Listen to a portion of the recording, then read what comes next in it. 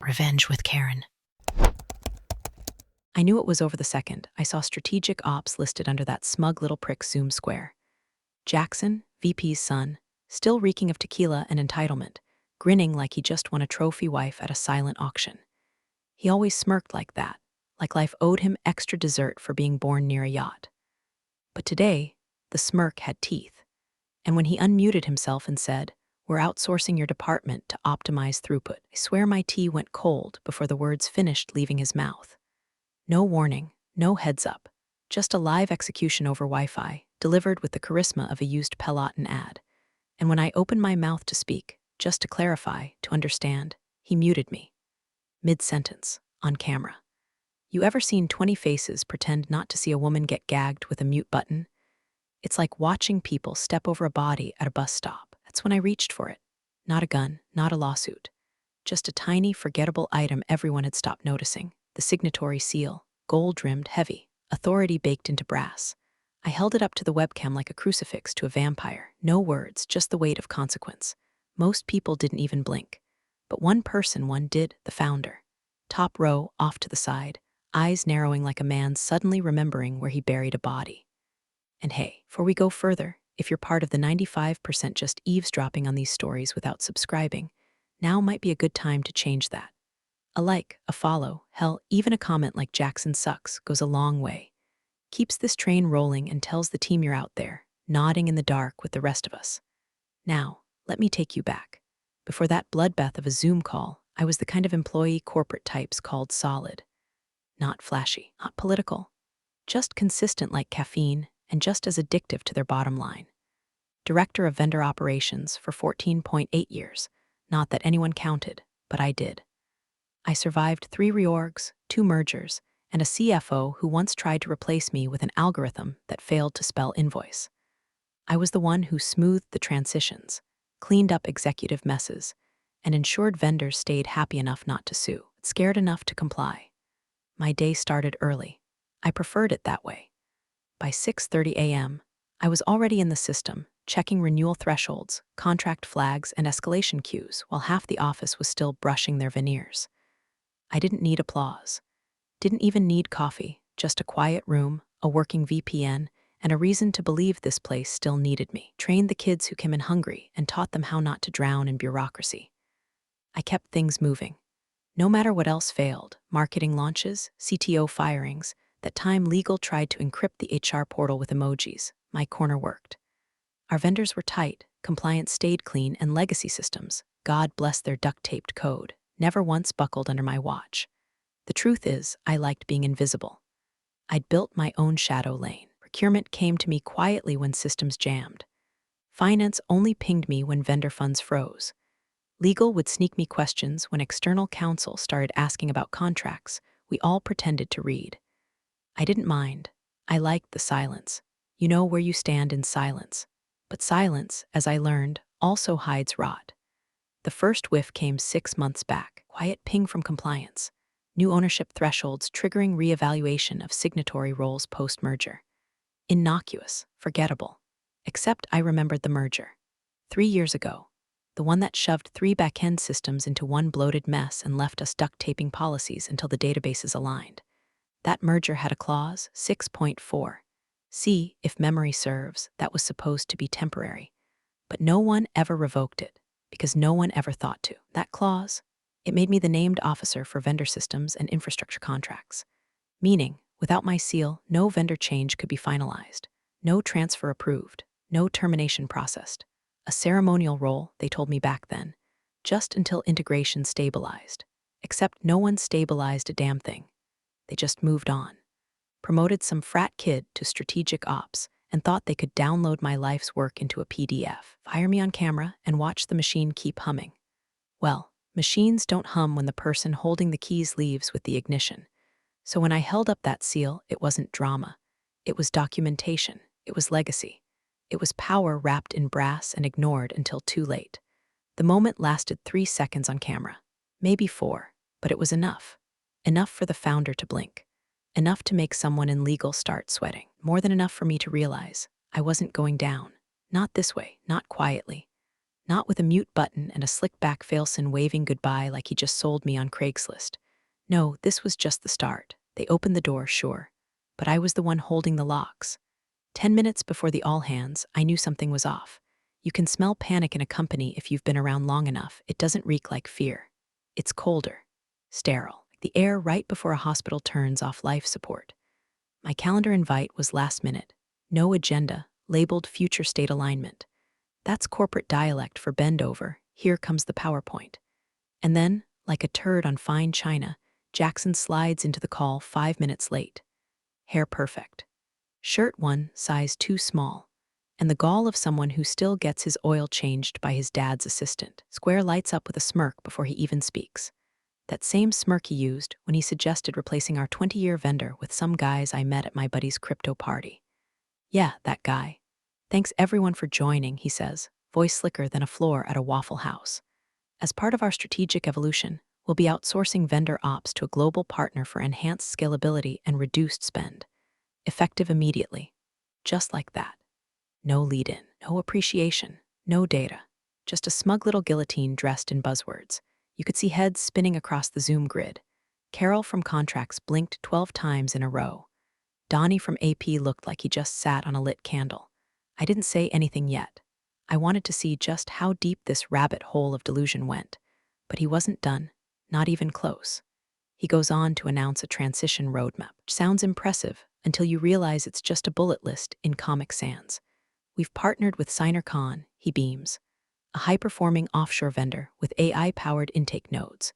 Translation: the cheapest firm he could find that wouldn't ask why their wiring diagram was drawn in crayon. Then he says it. The sentence that cracked the last pane of my patience. All existing knowledge will be downloaded and reprocessed for optimal transfer. Downloaded. I was a USB stick someone forgot to eject. I unmuted. Jackson, I began, keeping my voice so level it might have measured out as seismic zero. Are you suggesting that decades of vendor relationship history, compliance nuances, escalation protocols? He cut me off. Not with an argument, not with a rebuttal, with the mute button. His smirk didn't twitch. Appreciate the engagement, Susan, he said, like I was a toddler begging to see the grown-up menu. Make sure your knowledge base is safely captured. There's a SignerCon intake session booked Friday. I stared at the tiny glowing dot of my webcam. I could feel my jaw lock like a vice, molars grinding behind lips sealed tight. Then I reached off-screen and held it up. The Signatory seal didn't say a word, just let the light catch it. Shiny brass with my name engraved beneath the crest. The moment passed quickly. Few people were probably too busy pretending to take notes to notice. But not him. Top right grid square, the founder. Elliot, he leaned forward, barely, subtle, but his eyes narrowed and his lips pulled into something that wasn't quite a frown, more like a man remembering he left the stove on. I held it a second longer, then lowered it, let my screen go black. Meeting over. I didn't log off. I sat there in the digital silence, watching my reflection in the black screen like a widow watches a coffin lid. 15 years. Erased in 15 minutes. And for what? So some nepotism cosplayer could shave 3% off vendor overhead and use it to buy another espresso machine for the executive floor? They didn't fire me. Not technically. That's the trick. They just made me redundant while promising consultation opportunities during the migration process. But make no mistake, meant to gut me, box me up, and download my life into a Google Sheet run by some intern who still thinks NetSuite is a flavor of tea. They thought I'd roll over. Thought I'd send nice PDFs and smile while they yanked the spine from my department. But they didn't know about Clause 6.4. See, they didn't remember what that seal meant. And more importantly, they didn't know I never let go of it. Thing about being underestimated for a decade and a half is you get very, very good at being ignored. You learn to work beneath the radar, to move systems without ever moving your mouth. And most importantly, you learn where the bodies are buried because you were usually the one told to cover the damn holes. I didn't scream, didn't rally the troops. I went to the source, my filing cabinet. Physical, locked, bottom drawer, one no one asks about because they assume everything's digital now. But see, not everything lives in the cloud, especially not the things that matter. I slid out a yellow folder, thick with dust and dried out Post-its, and there it was. The merger packet from 3 years ago, the one legal sent for reference only. Nobody read that appendix. Not legal, not compliance, certainly not Jackson. But I did. Back then, I read every line because I knew no one else would. Clause 6.4. C. Buried under 4 layers of boilerplate. Right next to the temporary integration structure chart that never got updated. It read, until such time as a formal reassignment occurs via notarized revision or executive override, all critical vendor-facing contracts post-integration shall be maintained under the authority of the previously designated named officer, S, per original operational jurisdiction. Translation: it was still the named officer. And unless someone could produce a signed override document, which, trust me, they couldn't, I was the only person legally permitted to approve, modify, or terminate contracts tied to infrastructure vendors. And the best part? I'd kept the seal. Not as a trophy, not even out of ego, just habit. It'd wait, like a reminder. A relic of when my authority meant something, even if only on paper. And now was Excalibur in a room full of butter knives. I closed the folder and opened the compliance portal. It was 1:17 a.m. The building was dead quiet except for the humming of the HVAC and the occasional creak of winter settling in. First, I revoked the pending Signatory contract approvals. Then, I paused 2 auto-renewals. One of them flagged a $480K clause tied to vendor lock-in. It was cute. Someone had tried to override my approval with a transition manager ID that didn't have Tier 1 credentials. Sloppy. Next, I pulled up the escalation routing table. Every single vendor change had to ping a confirmation node. I rerouted mine to a secondary internal address. Not illegal, not even secret, just obscure, like locking the front door and leaving the key under a mat inside the house. By 2:04 a.m., the lights in my office were off. My screen glowed like a campfire built from old regrets. I sent myself a calendar invite, Trigger Point Readiness Friday, 9:00 a.m.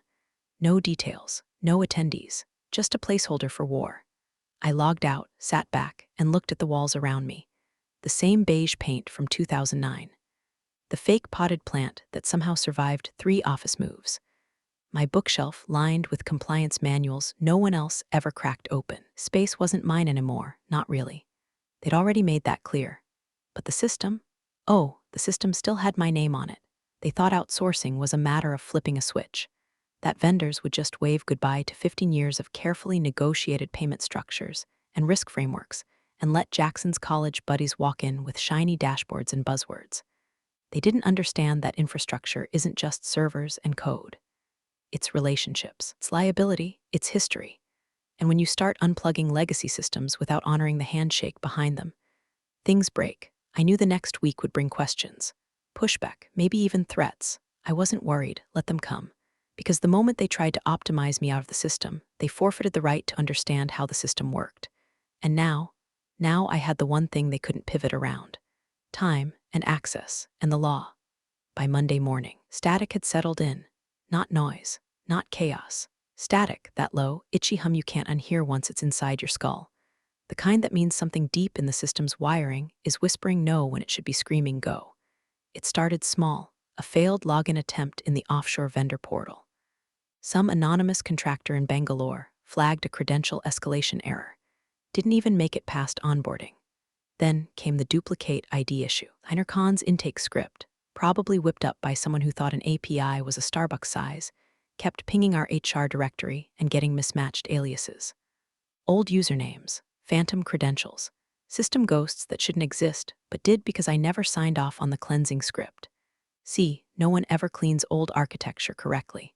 They just stack it like junk in an attic and hope no one opens the wrong door. Except Signatory opened them all, found a minefield of access denied error codes with my name stamped at the bottom of each log. Jackson called a hot sync with IT by 11:00 a.m. Let me paint the scene. He's standing in the glass fishbowl conference room, whiteboard behind him already half covered in nonsense acronyms, arms crossed, lips curled into that rich kid pout they all learn in MBA finishing school. What the hell is going on? He says, pacing like he's auditioning for a leadership TikTok. Signatory says none of the core integrations are authenticated. This is sabotage. Mark from IT, poor bastard, tries to explain. It's not sabotage, it's chain of ownership protocol. The original signatory hasn't approved the transfer packet, so our system's auto-rejecting the handoff. Jackson stares at him like he's speaking in tongues. What do you mean signatory? This is outsourced. We're the owners now. Ark shrugs, real quiet. Not until the named officer relinquishes authority. That's the moment Jackson's face does something new. It doesn't fall, it twists. Like a guy realizing the hand he just played is counterfeit. And he turns to me across the room behind the glass, our eyes meet. He doesn't say a word, neither do I. But that's when I knew. He'd forgotten the seal. And worse, he never even knew what it meant. See, you can bluff your way through investor calls, can slap a title like strategic ops on your email, and toss around terms like horizontal integration. But the system doesn't care about your haircut or your handshake. The system only listens to signatures. And mine still echoed through every pipe in the Gotham building. By 1:30 p.m., procurement was in full spin mode. Their Slack thread pinged like a slot machine on fire. Who approved this API routing? Why are the Tier 1 contracts bouncing back with legacy hashes? Did anyone verify the compliance trail post-merge? That last one triggered a subtle aftershock, because it landed in the inbox of Claire, the junior procurement officer with the big eyes and bigger sense of panic. She didn't ping Jackson.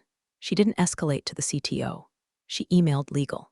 Subject line: urgent, clarification needed signatory authority body. Quick check, should Susan D. Till be the signatory for Tier 1 vendor contracts post-integration.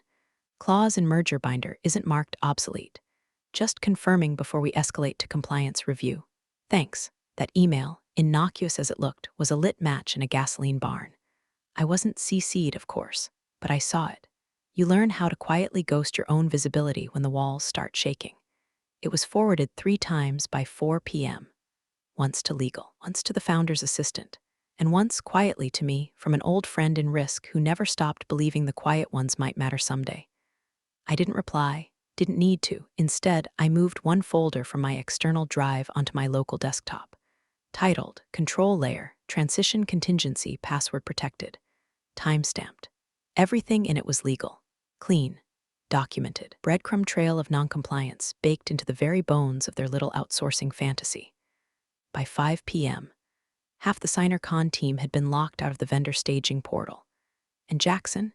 He was still in that fishbowl conference room, red in the face, yelling into a speakerphone while IT silently rerouted diagnostic logs through my legacy dashboard because nobody else had root access. And me, I went home, made tea, opened my calendar, stared at Friday's reminder, trigger point readiness 9:00 a.m. Right where I left it, let them squirm. The system was doing what it was built to do, reject foreign antibodies. Without my sign-off, they weren't strategizing anything. They were just shouting into a locked vault, hoping the echo turned into a plan. It landed in my inbox with the fake warmth of a dentist asking if you've been flossing. Subject line: gentle reminder signing authority transition request. Gentle was doing a lot of heavy lifting, considering it came from someone who once called me Sandy in a board meeting and never corrected it. The message was short, too short. Hi Susan, as part of the transition to SignerCon's vendor intake, we'd appreciate your help in formally reassigning signing authority. Attached is the standard transfer document. Please review and return by EOW. Appreciate your cooperation. M. Rollins, legal counsel, no explanation of the clause. No reference to the authority structure they'd ignored. Just a neat little PDF and a smiley tone email, as if I'd forgotten my chores. I didn't reply.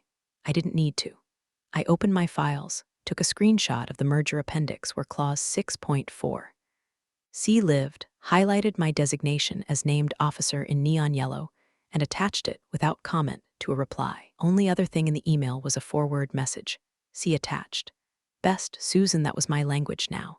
Clean, clinical, weaponized understatement. And I knew exactly what would happen next. See, legal doesn't panic out loud. They don't slam doors or curse in hallways. They do something worse. They start checking. Quietly, thoroughly, like a priest dusting off an old Bible before the exorcism begins. By Tuesday morning, the founder had called for an internal audit. I wasn't in the room when he asked, but I know how those meetings go. I've seen the look in his eyes when the floor drops out from under him. He's not loud, Elliot. He's surgical. When his voice goes calm, it's because he's pulling knives. Someone on the call must have said something about signing authority inconsistencies, and someone else probably mumbled the words fiduciary risk like they just realized the roller coaster has no brakes. From there, it wouldn't take long. The paper trail was solid. All roads led to me. That's when things started to shift. My calendar suddenly populated with placeholder invites. Check-in vendor strategy, alignment review, ops pathing touchpoint. All fake meetings, all noise. People fishing for visibility, hoping to catch a whiff of my reaction without having to ask out loud. Are you doing this on purpose? I didn't accept any of them. I did make one quiet addition to my drive. Disbursement layer Signatory index XLSX. It was an internal reconciliation file from 2 years ago. Obscure, buried, but crucial.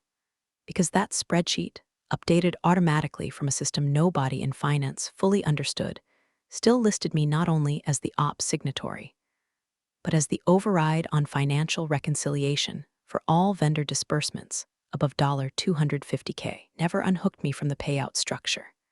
I didn't move funds, didn't touch a dollar, but I could have, and that alone, that was enough to send a chill through legal so fast it probably made their printers jam.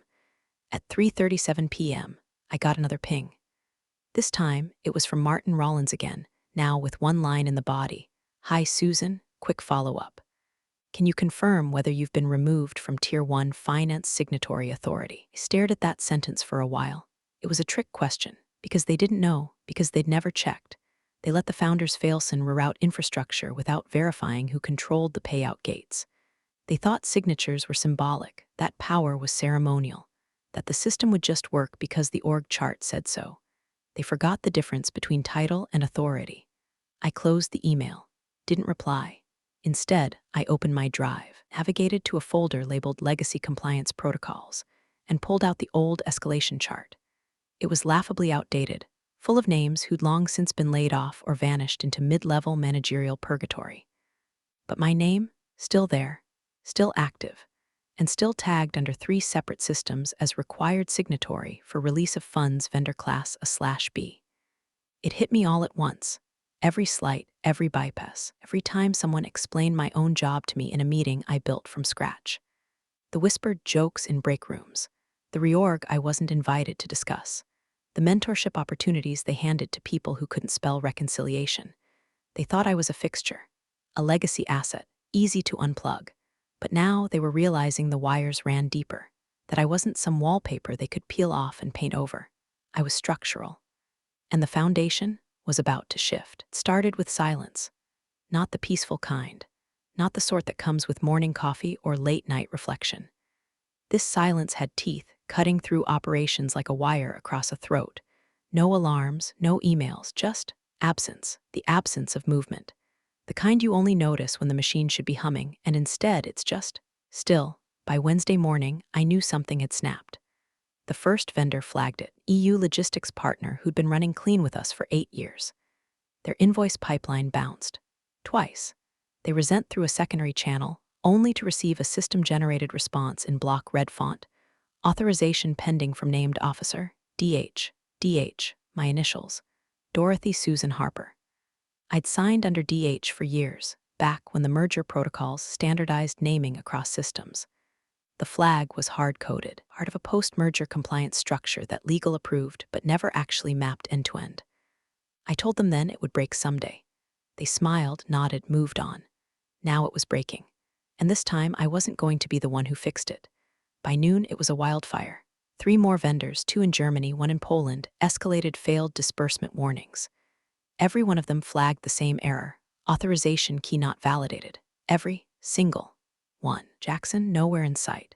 He was suddenly working remotely and handling executive comms, which we all knew meant hiding under a desk and begging someone in comms to draft a statement he could read without using words over 4 syllables. But the CFO, he found me. Slack message. 2:08 p.m. Collins/CFO. Hey Susan, seeing some blocks in vendor flow. Can we talk real quick? Need a pulse check on your end. I stared at the screen for exactly 42 seconds. Then I closed the window, didn't snooze the message, didn't archive it, just closed it, because we weren't at the talk stage anymore. We were at the watch it burn stage. They'd pushed me out of my own system, erased me from roadmaps, gutted my team, dismissed my knowledge like it was something they could just download and outsource. And now their golden boy was trying to outsource a machine whose keys were still clutched in the hand they tried to cut off. They didn't understand how things worked. The dashboards, the disbursement triggers, the soft approvals built into the accounting architecture to keep the EU regulators from crawling up our audit logs with a flashlight and a bad attitude. All of it lived behind my sign-off, and it was no longer on autopilot. By 3:15 p.m., a top vendor in Belgium hit legal with a breach warning. Claimed non-payment within SLA windows could void a multi-year contract worth $7.3 million. I knew the number by heart. I was the one who renegotiated it after their COO had a meltdown over Brexit tariffs. The penalties alone would eat 2/4 of revenue. But nobody called me then. They're calling now. Legal started scrambling. CFO called twice. Then emailed. Subject line: Action required vendor compliance escalation. I opened it just to see the desperation. There it was. Hi Susan, we're seeing red flags on international vendor flows. Need clarity ASAP. Are you still functioning as named officer per merger appendix? If so, would appreciate direction. Direction. That word made me laugh once. Short and sharp, under my breath, because direction's easy when you're not the one being directed off a cliff by a smirking child in loafers who thinks compliance is just something ops people do while he plays PowerPoint roulette in exec briefings. I didn't reply. Instead, I opened my calendar. Friday, 9:00 a.m. was already blocked off. Trigger point readiness. I added one more invite. Title: Knowledge Transfer Legacy Reconciliation Protocols. Attendees: Elliot, founder, M. Rollins, legal counsel. That was it. No one else. No Jackson, no strategic ops, no CFO. Just the man who used to know what this company was and the man whose job it now was to make sure it survived. The invite had no body text, no agenda, just a location, boardroom 4A, secure access required. By 5:00 p.m., another Slack pinged me. Claire/procurement, just checking in. You know why our SignerCon contacts login was revoked across vendor systems? Legal is freaking. Let me know if you're looped in. I didn't answer. Instead, I updated the archive logs. Flagged the vendor keys for review, not deletion, not disruption. Review, a compliance protocol that meant any modification attempt would trigger a legal audit record and notify the founder by default. The noose wasn't tightening on me. I was holding it. With every dashboard error, every vendor complaint, every legal escalation sliding into inboxes like knives, I was pulling the cord, inch by inch, letting them feel just how far they'd wandered into a minefield without a map. Friday wasn't the end. It was just when I decided to speak. Until then, I let the system do the talking. Friday, 9:00 a.m. sharp. I arrived early, of course, 15 minutes ahead like always. Not out of politeness, out of muscle memory. I'd walked those halls for nearly 15 years, and muscle memory doesn't forget who built the bones of the place. The boardroom smelled like fresh paint and stale promises. Polished glass faux oak table, a wall-mounted screen waiting to be filled with someone's lies. I laid out one thing on the table, a manila folder. Inside, clause 6.4, C, printed, highlighted, annotated. On top of it, a single yellow post-it, faded at the edges, like it had been sitting under a paperweight for a long, long time. Written in my handwriting, in blue ink from a pen I stole from the compliance office during the merger chaos. As per onboarding memo, seal remains in named officer's possession unless revoked in writing. It never was. Elliot walked in first. Founder, patriarch. The kind of man who didn't ask questions until the fire alarm went off, then suddenly wanted to know who installed the wires. His face looked tired, lined like someone who hadn't slept in 2 days and had just realized his name might be on the wreckage. He nodded at me. No words. Martin Rollins Legal came next. Pale, thinner than last time I saw him, carrying a legal pad like it might stop a bullet. He sat without speaking, glanced at the folder, and instinctively reached for it. I let him. I didn't speak. Not yet. We waited. 9:04 a.m. The door slammed open like it owed someone money. Jackson stormed in, late, flustered, and overdressed. His tie was crooked. His ego wasn't. He was already mid-rant before his chair even stopped squeaking. This is a joke, he snapped, throwing his phone down on the table. Vendor flow is at a standstill. Signer cons threatening breach arbitration. EU vendors are filing notice. Who the hell thought it was a good idea to give her access to financial override? It's not even in the chain of I didn't flinch, didn't blink. Just slid the folder across the table, slow and steady like pushing a chess piece into checkmate. He looked at it like it was a foreign language, which to him it might as well have been. Martin opened it, flipped the first page. His eyes locked on the clause. Clause 6.4, C. The room went quiet. You could hear the air vents whispering corporate sins into the corners. Elliot leaned over to read. His hands started to tremble. Not dramatically, not cartoon style. Just a faint, involuntary tremor like the first vibration of a fault line before the quake begins. He looked up at me. "You still have the seal?" he asked, voice low. I didn't answer. Instead, I reached into my bag and pulled it out. Heavy, cold, gold-trimmed. Still engraved with my initials, still bearing the date of reassignment, 3 years ago, during the merger nobody wanted to manage. I placed it on the table like a sheriff setting down a badge. Martin cleared his throat. Clause 6.4.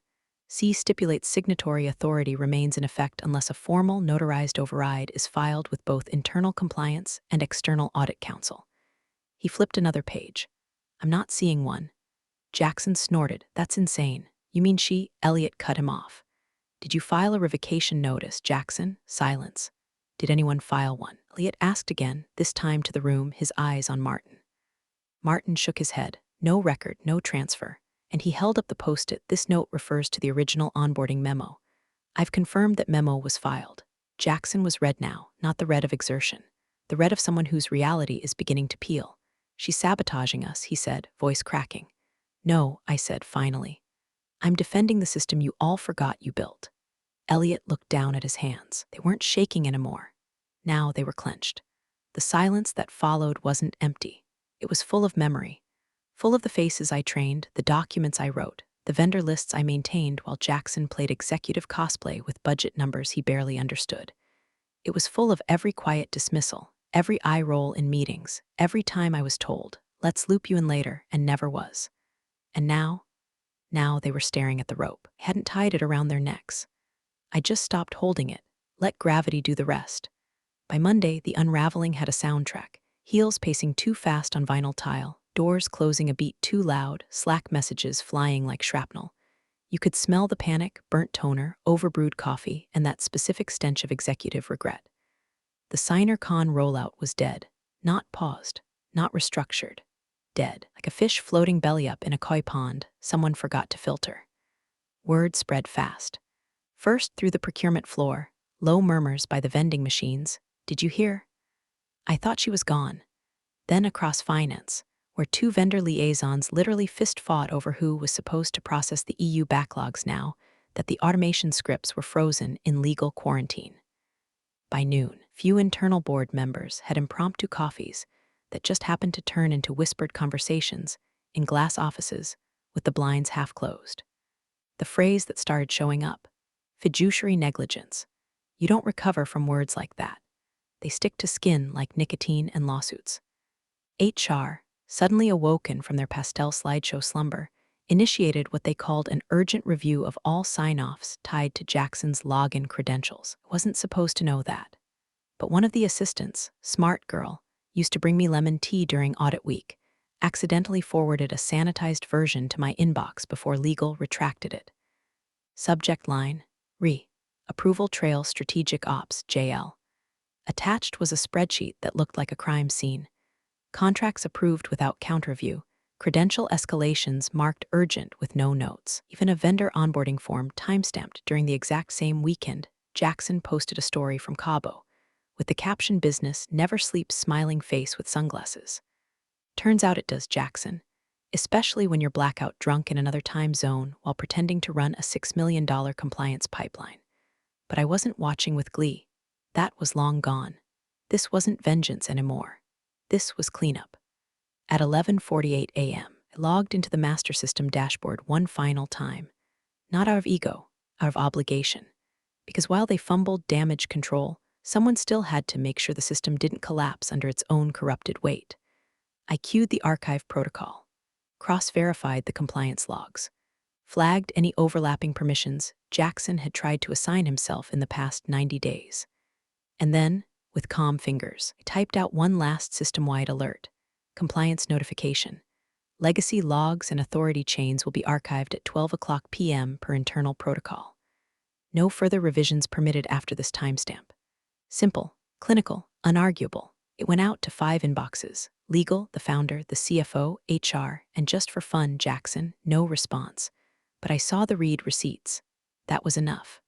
I clicked over to my private drive, one they'd always ignored because they thought I used it for templates and lunch orders.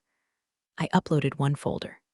Titled, Final Sign-Offs Legacy Protocols. Inside were subfolders going back 9 years. Vendor negotiations, disbursement logs, escalation trees, archived onboarding paths, compliance audits. And yes, every single dotted line approval that passed through my hands but somehow never got my credit. I zipped the folder, checksum stamped it, uploaded it to the secure archive node we set up post-merger. The one only 3 people remembered existed. Of those 3, 2 had already retired. I was the last, and now I wasn't going to stay behind and watch the ashes blow into PowerPoint decks. At 11:59 a.m., I hovered my cursor over the system portal's logout button, paused. Then, as if brushing off the final crumb from a long, overcooked meal, I clicked. Logged out, closed the lid of my laptop, packed the last item in my bag, my seal, wrapped in the same velvet pouch they gave me at the merger orientation. Back when titles meant something, and they promised we'd build something together. What I built worked, too well for them to understand. The building could burn. I'd already packed my things, and left the matches neatly labeled in the archive, just in case they ever got curious. The emergency call was scheduled for 8 o'clock a.m. Sharp, no slide decks, no standing agenda. Just one line in the invite, hastily typed and distributed by legal at 3:17 a.m. Operational failure, review internal audit summary. The founder was already on when the others joined. Camera on, suit jacket draped over the back of his chair, sleeves rolled up like he wanted to look like he was ready for a fight. But his face, that wasn't a fighter's face, was a man who'd woken up to find termites in the foundation and realized they'd been chewing for years. Legal came next, Martin, looking like he hadn't shaved or slept, clutching a legal pad with red tabs like someone clinging to a parachute mid-fall. CFO logged in silently, eyes glazed, clearly hoping the bandwidth would die before the bullets started flying. HR joined late, said nothing. And Jackson didn't show. It was a time I'd have been furious about that. Now, I was glad. This wasn't about him anymore. Never really was. He was just the symptom. The real sickness ran deeper. Martin began. The internal audit, he said, voice flat, confirms the named officer designation was never formally revoked. He clicked a button, and the screen filled with a simple chart. Vendor authorization workflow tier 1 and 2 control points. My name was everywhere. Every access route, every override, every payment trigger, every key handoff that never happened. He scrolled and scrolled and scrolled. Silence fell over the room like a blackout curtain. Then Elliot leaned forward, elbows on desk, fingers steepled. His face looked hollowed out, not by guilt, not even by fear. Just realization. The slow, creeping dread of a man who built something with the wrong blueprints and never checked the wiring until the lights blew out. He turned toward Martin and said it. Low, quiet, not even a whisper, more like a prayer laced with disbelief. Please tell me she isn't the named officer.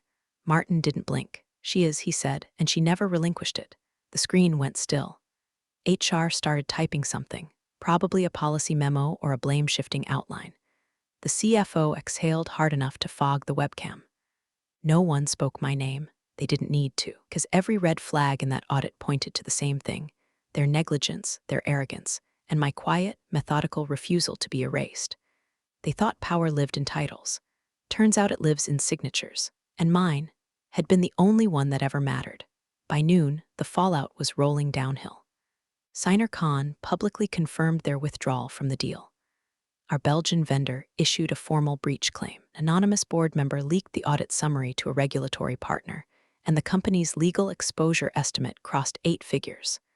A new Slack channel, private, invite only, formed under the name #Ops Recovery 23. I wasn't in it, didn't need to be, because I wasn't part of the cleanup crew. I was already gone.